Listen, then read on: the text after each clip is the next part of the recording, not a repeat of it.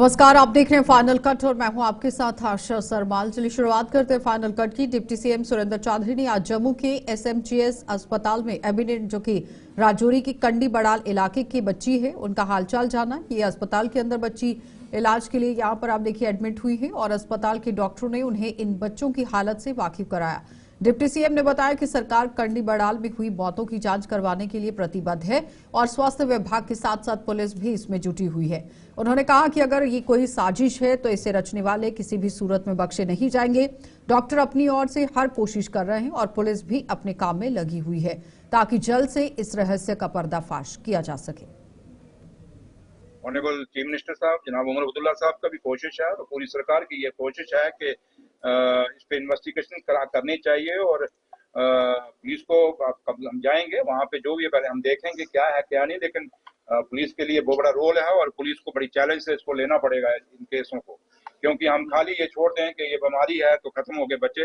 बीमारी भी है तो वो डॉक्टर फैसला करेंगे और अगर कुछ और है तो ये पुलिस को यहाँ फैसला करना पड़ेगा और सख्ती से फैसला करना है। मैंने यही कहा कि अगर ये बीमारी है तो इसकी इन्वेस्टिगेशन थ्रू मेडिकल जो हमारे डॉक्टर्स हैं वो करेंगे और अगर इसमें कुछ और भी है तो उसमें भी सख्ती बरती जाएगी। ये मैं आपको सरकार की तरफ से कह के जा रहा हूँ और अगर किसी और है, अगर जो जैसे आप लोग कह रहे हैं कुछ और है, तो जो भी है वो बख्शा नहीं जाएगा, क्योंकि बच्चे हैं जैसे मैंने कहा सबके लिए बराबर हैं और छोटे छोटे बच्चे हैं और गरीब परिवार है और आज पूरा परिवार उजड़ गया है। एक दुख है, एक दर्द है, सरकार को भी है, जो ऑनरेबल चीफ मिनिस्टर साहब को भी है, आप सबको भी है, डॉक्टरों को भी है। जैसे डॉक्टर से बात अब अंदर कर रहे थे और उनको भी उनमें भी दिख रहा था कि वो भी खुद परेशान है कि हमारे हाथों से बच्चे क्यों नहीं ठीक हो पा रहे। इसलिए अपनी अपनी जगह हर चाहे वो हेल्थ के डॉक्टर हैं या सरकार के हम ऑनरेबल मिनिस्टर हैं, ऑनरेबल चीफ मिनिस्टर, हम सब भी बड़े इस चीज पे बड़ा वो कहीं ना कहीं दुखी हैं इससे कि चीजें कैसे हो रही हैं। तो लिहाजा थोड़ा सा आपको भी वेट करना पड़ेगा, लेकिन इतना जरूर है कि जिस तरीके से भी डेथें हुई हैं इसकी इन्वेस्टिगेशन आप सबके सामने आएगी। दूसरी ओर स्वास्थ्य और शिक्षा मंत्री सकीना इट्टू ने भी बताया कि राजौरी की कंडी बड़ाल में हुई मौतों पर दुख जताते हुए इसके कारणों की जांच में तेजी लाने की बात कह दी गई। सांबा की यहां Pandit Premnath Dogra government degree college में दी गई कुछ नई सुविधाओं का उद्घाटन करने के लिए पहुंची थी सकीना इट्टू और इस दौरान उन्होंने अपनी बात रखी। उन्होंने कहा कि स्वास्थ्य विभाग अपनी पूरी कोशिश में जुटा हुआ है और अब पुलिस भी जांच में जुट गई है। इससे पहले उन्होंने सांबा के विधायक सुरजीत सिंह सलाथिया की मौजूदगी में इन सुविधाओं का उद्घाटन किया।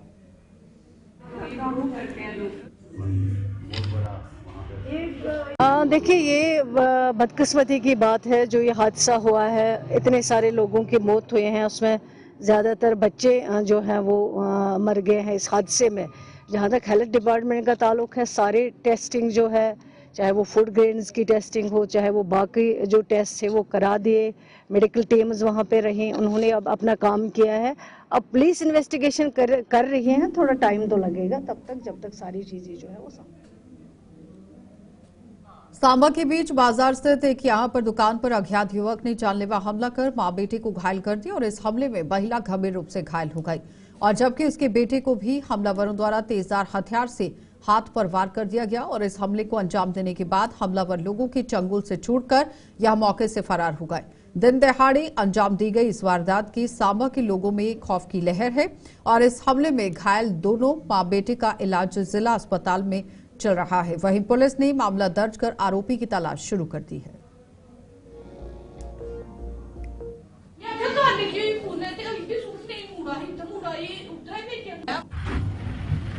दुकाना पर बैठी थी, 2 मिनट मुड़े की समान लैन देन भेजा कुछ, एक मुड़ा आया दौड़ा पेदा, उन्हें सीधा आया, उन्होंने पापे की मारन पता नहीं कहते ते सीधा उन्हें काउंटर आई पहला फट मारे, काउंटर बने भी दौड़ा पेदी गेमा वे गल की होया कि मैं फड़िया तो उन्हें मेरा भी फट सुट्टी मेरे मुड़े पेइए, मुड़े नाल हत्थ फड़िया ते फिर मेरे मुड़े दा भी लत्था की लगी, उन्हें पता नहीं के उसे फड़ी लिया ते नहीं तो उन्हें कुहा दी मुंडी बड्डी नहीं सीधा दराट ले आया। सानू कोई पता नहीं नुआढ़े कन्नै कोई दुश्मनी नहीं, आने गल बात कक्ख नहीं हुई, पता नहीं उसी कुन्न भेजिया या कुदे आखने पर आया, कोई पता नहीं। मैं बाहर खड़ा था, मैंने आते देख लिया उसको। पहले उसने काउंटर को तलवार से मारा, काउंटर तोड़ा, उसके बाद मैं बाहर खड़ा था, मैंने तलवार अंदर आके तलवार पकड़ ली, ये तो पापा नहीं थे सामने, उसका क्या पता नहीं क्या मोटिव था, क्या पता पापा सामने होते पापा भी अटैक कर देता, मार देता। तो मैंने उसकी तलवार पकड़ के बाहर तक लाया, तो उसके बाद पापा आगे पीछे से, पापा ने पकड़ लिया, मम्मा आ गई, मम्मा ने पकड़ लिया, मम्मा को उसने तलवार से टांग पे मार दी, फट मार दिया, तो उनको अभी 20-22 स्टिचेस भी लग गए हैं। तो फिर भाई भी आ गया, भाई ने पकड़ लिया उसको। इतनी देर वो हम जैसे मम्मा को लगी थी तो मैं जम्मू यूनिवर्सिटी के अधीन आने वाले कॉलेजों के विद्यार्थियों की गायन, नृत्य, थिएटर, फाइन आर्ट्स और साहित्य गतिविधियों की ही प्रतिभा को एक मंच प्रदान करने के लिए आज से डिस्प्ले योर टैलेंट प्रतियोगिता का शुभारंभ किया गया। 4 दिनों की इस प्रतियोगिता का आयोजन यूनिवर्सिटी के स्टूडेंट्स वेलफेयर डिपार्टमेंट द्वारा किया जा रहा है। इसमें इन 3 कॉलेजों को लेकर आप देखिए किस तरह से काम किया गया, लेकिन इसमें इन कॉलेजों के तवी पीर पंचाल देविका, रावी जोन के विद्यार्थी भाग ले रहे हैं और जिन्होंने आज पहले दिन इन सभी क्षेत्रों में मंच पर अपनी प्रतिभा का जौहर भी दिखाया और बखूबी प्रदर्शन भी दिखाया।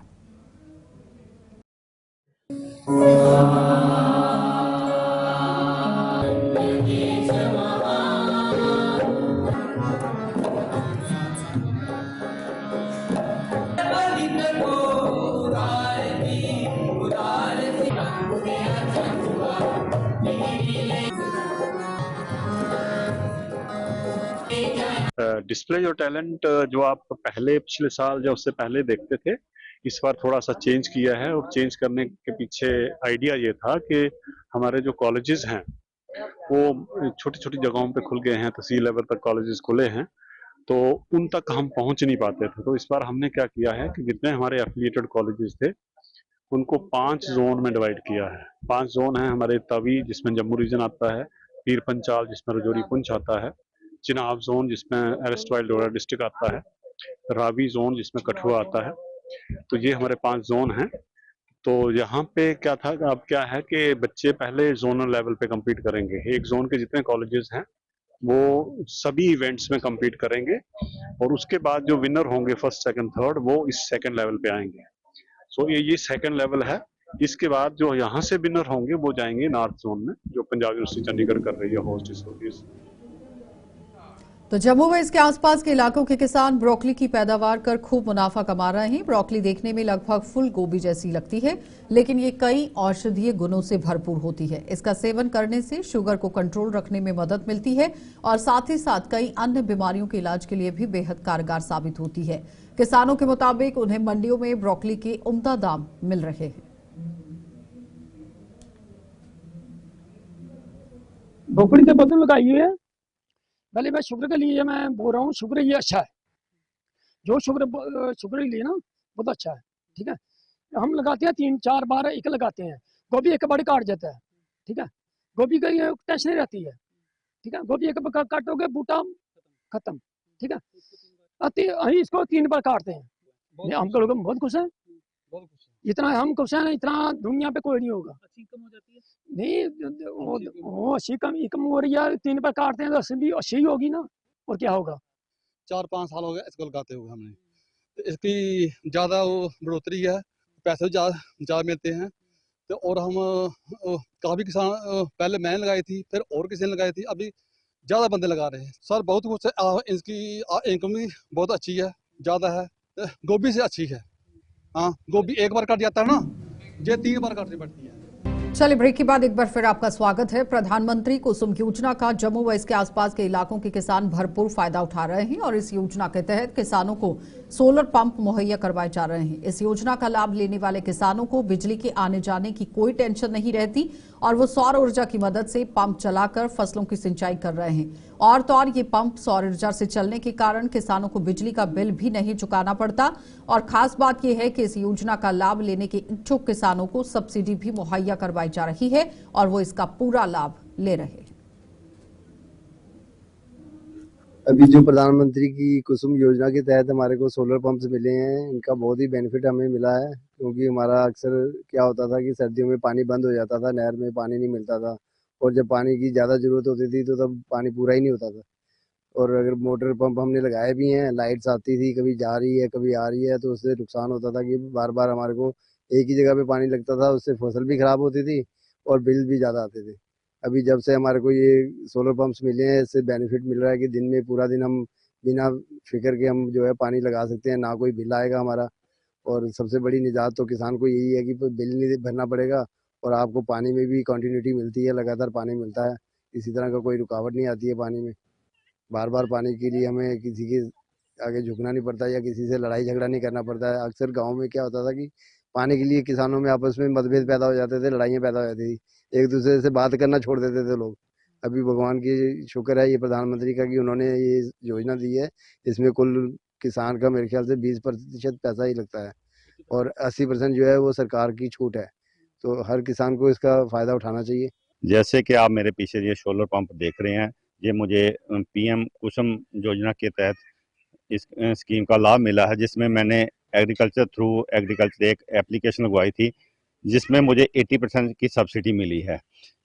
जैसे गर्मियों के महीने में जैसे हम सब्जी का काम करते हैं या पैडी लगाते हैं, उसकी जीरी वगैरह जो तैयार करनी होती है, उसके लिए पानी की बड़ी दिक्कत आती थी। लाइट जैसे 5-5-6 घंटे बंद रहनी।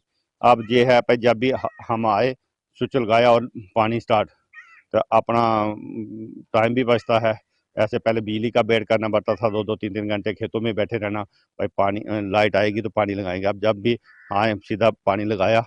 और दूसरा बड़ा बेनिफिट ये है भाई, इसमें हमें कोई भी रेंट नहीं। तो केंद्रीय संचार मंत्रालय द्वारा शुरू की गई मोबाइल साथी ऐप कई मायनों में लोगों के लिए कारगर साबित हो सकती है और डिजिटल सुरक्षा के मद्देनजर शुरू की गई इस ऐप की खूबियों की जानकारी आज जम्मू में एक प्रेस कॉन्फ्रेंस के दौरान बीएसएनएल के अतिरिक्त डीजीटी खुशवंत राय ने दी। चलिए आपको दिखा देते हैं कि उन्होंने इस ऐप की कौन कौन सी खूबियां गिनाई हैं। संचार साथी मोबाइल ऐप लॉन्च की है, ये आम नागरिक के लिए बहुत ही महत्वपूर्ण है। ये उनकी पर्सनल सेफ्टी के लिए, जैसे डिफरेंट सर्विसेज जो लॉन्च की गई हैं, वो पर्सनल सेफ्टी के लिए काफ़ी महत्वपूर्ण है। जैसे कि अगर किसी का मोबाइल लॉस्ट हो जाता है तो वो अपनी मोबाइल ऐप से अपनी कंप्लेंट लॉन्च कर सकता है। अगर international call with Indian CLI आती है, कॉल आती है, तो वो उसके लिए भी अपनी कंप्लेंट लॉन्च कर सकता है। रिकमेंड पोर्टल है वो। इसी तरह अगर वो अपने मोबाइल देखना चाहे भी मेरे नाम पे कितने मोबाइल नंबर चल रहे हैं, वो इस ऐप के द्वारा वो अपने मोबाइल चेक कर सकता है। अगर कोई मोबाइल उसका नाम पे उसको नॉलेज में नहीं है तो वो अपना मोबाइल कैंसिल करवा सकता है।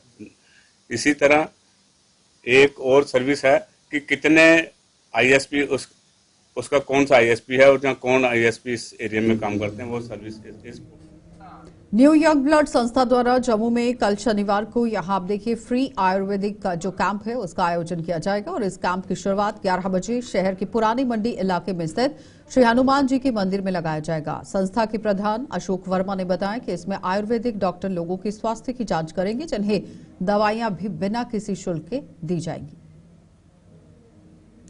डॉक्टर आएंगे, जानकारी करेंगे इसमें हड्डियों के।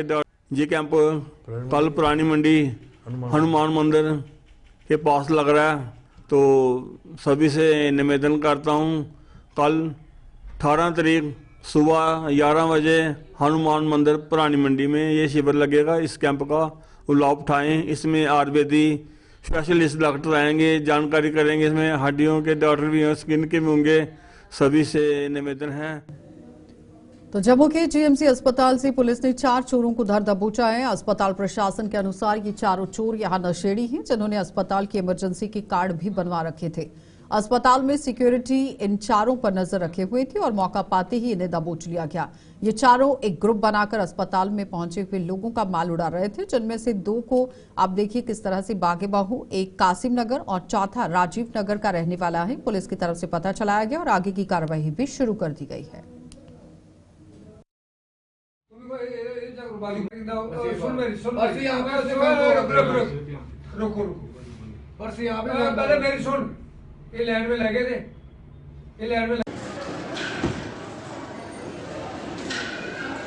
जो आज का जो इंसिडेंस हुआ है उसमें तो उन्होंने कार्ड भी बनवाया हुआ था इमरजेंसी का, सो दैट उन पे किसी को शक ना हो। बट हमारी सतर्क जो सिक्योरिटी है उसने इनकी मूवमेंट को जांच लिया और उसके साथ में 1 नहीं 2 नहीं 4 लोग जो एक ग्रुप बना के पिक पॉकेटिंग कर रहे थे, उनको दबोच लिया और पता लगा कि ये जब इनको पुलिस के हवाले किया गया तो ये पता लगा कि ये सारे नशे के आदी हैं और इनके शरीर पे मल्टीपल निशान हैं,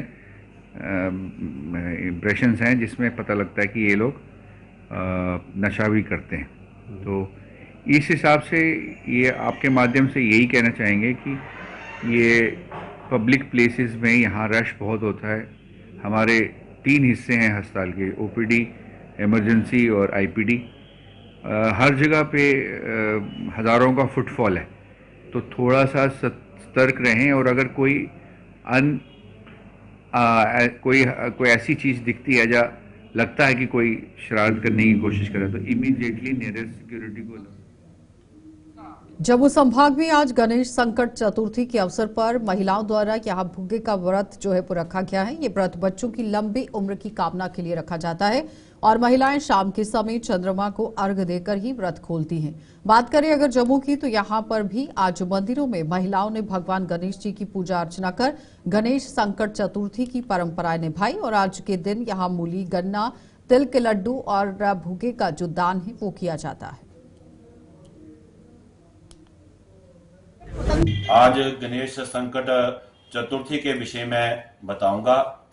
माघ मास के कृष्ण पक्ष में जो चतुर्थी आती है उसको गणेश संकट चतुर्थी, जहां हम डोगरी में पोगा का व्रत भी कहते हैं। ये व्रत बच्चों की लंबी आयु के लिए, दीर्घ आयु के लिए ये व्रत रखा जाता है। सुबह से ही माता बहनाएं निराहार रहकर ये व्रत रखती हैं और शाम के समय चंद्रमा को अर्घ देकर ये व्रत पूरा किया जाता है। इस दिन भगवान गणेश जी का रिद्धि सिद्धि सहित पूजन किया जाता है। उनको पंचामृत के द्वारा स्नान कराया जाता है। वस्त्र आदि श्रृंगार करके उनका पूजन किया जाता है। करने से सभी मनोकामनाएं पूर्ण होती हैं। इस दिन भगवान गणेश जी को लड्डुओं का भोग लगाया जाता है। तिल के लड्डू इसमें विशेषकर भोग में लगाए जाते हैं और भगवान गणेश जी का पूजन किया जाता है। भगवान गणेश जी का पूजन करने से सभी मनोकामनाएं पूर्ण होती हैं और इस व्रत में मूली, गन्ना, तिल के लड्डू, पुग्गा आदि का दान किया जाता है। इसी मनाया साढ़े जम्मू कश्मीर विच पुग्गा व्रत मनाया जाता है। ये बच्चे बारे च हुंदा कि गणेश की भी पूजा करते हैं दी ते बच्चे ने तो जेड़ा पुग्गा जेड़ा मनसदे ने पूरा दिन व्रत रखिए। चले फाइनल कट में इतना ही, इजाजत दीजिए, नमस्कार।